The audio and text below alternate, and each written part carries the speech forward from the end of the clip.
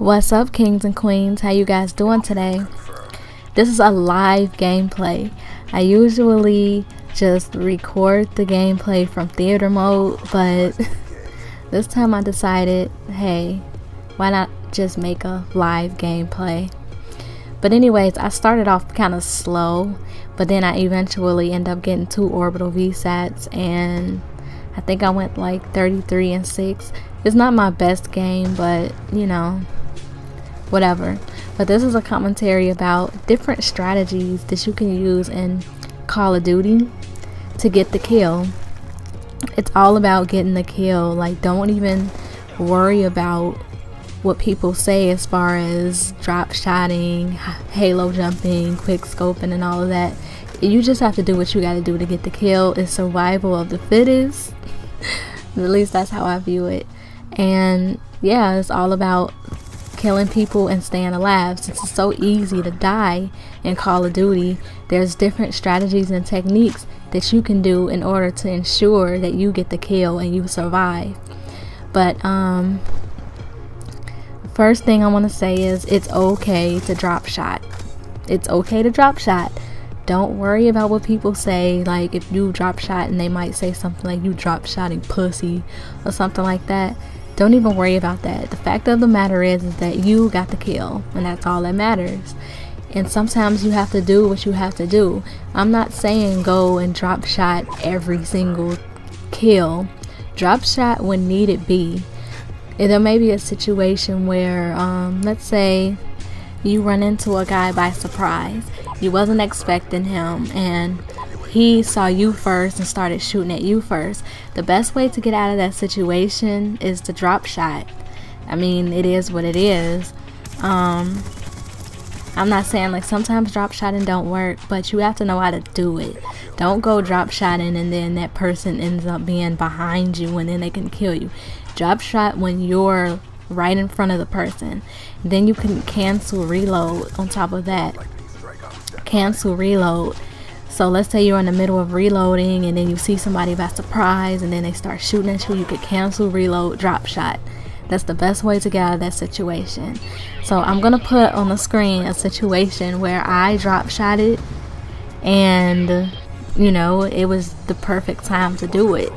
It's gonna be a different gameplay than this one. It's just gonna be about a 2-second clip of me drop shotting somebody, but it looks like it's the same game because it was on this map and I'm using the same gun and it was kill confirmed. I think it was the game before this one or the game after this one.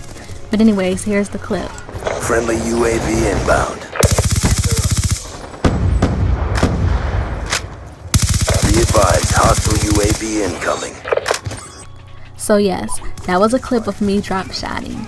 And to be honest, I don't normally drop shot that much because I'm never really in a situation where I have to.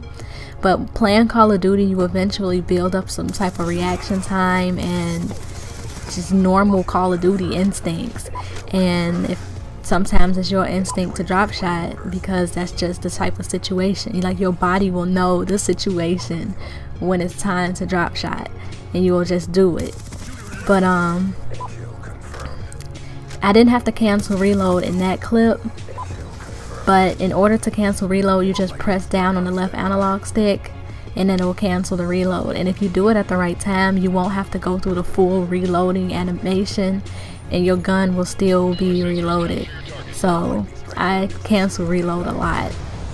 But another strategy is the halo jump. A lot of people say halo jumping is cheap, but it's actually a way to get a kill. So it's just like drop shotting. You don't really have to do it that much, only during the proper situation. So let's say you're killing somebody and then you didn't expect another person to be right there and all of a sudden it is. Sometimes you need to hop and then shoot. Or let's say you're using a shotgun and then you get a hit marker on your first shot. Sometimes you need to jump and then shoot again to, you know, get the kill. So here's another scene, the same game, not the same game as this one, but the same game as the last game that I showed you the clip. And it's me halo jumping somebody. Threat down. So notice how I killed the first person. I didn't know the second person was going to be right there, but when I seen him, I hopped and then shot at him, because 9 times out of 10 they're expecting you to just be normal and just run up on them, making it easier for them to kill you. And in reality, they're not expecting you to hop like that. So it's kind of a way to surprise the enemy.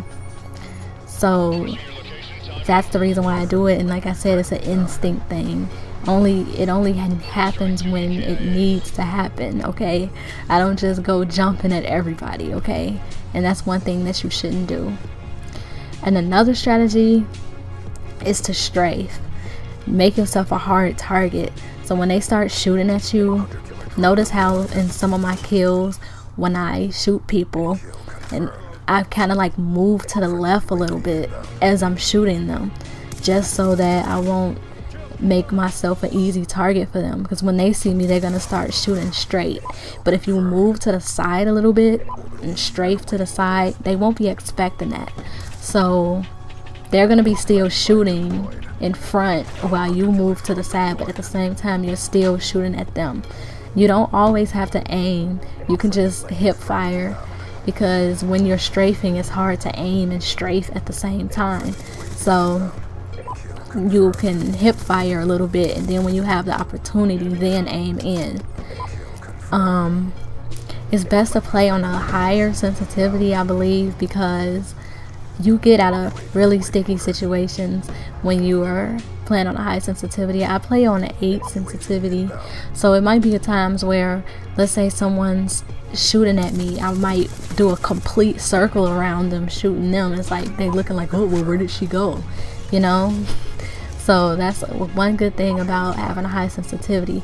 Plus, let's say someone is camping in a corner and you so happen to see them out the corner of your eye. You can hurry up and do that quick reaction and kill them before they start shooting at you. Also, a high sensitivity is good for when you're trying to turn on people. And even in this gameplay, I wouldn't be able to get out of half of these situations, and I wouldn't even be able to pull off half the things I've pulled off without having a high sensitivity. Another thing I wanted to address was, like, let's say you're sniping. A lot of people say that quickscoping isn't realistic and stuff like that, and I'm like, this game, I mean, traditional sniping is realistic, okay? Quickscoping is not realistic, I agree, but this is a fast-paced game. Call of Duty is a fast-paced game, so you can't expect a person to just be sitting in a corner aiming down the sights sniping traditionally in a game like this. You have to be constantly moving in Call of Duty. You can't stay in one spot, because it's always going to be somebody that comes up behind you, or someone who, I don't know. I notice that whenever I'm sitting still, that's when I die. But if I'm constantly moving around, I don't die as much. So yeah, I'm gonna put a few clips of me doing the things that I explained in this video, and I'll let you guys see how it works, how all of this stuff works. Anyways, talk to you guys later, and I'll have more tips for you, I don't know, in the future. Friendly UAV inbound. Be advised, hostile UAV incoming. Threat down. Single shooter. Kill. That's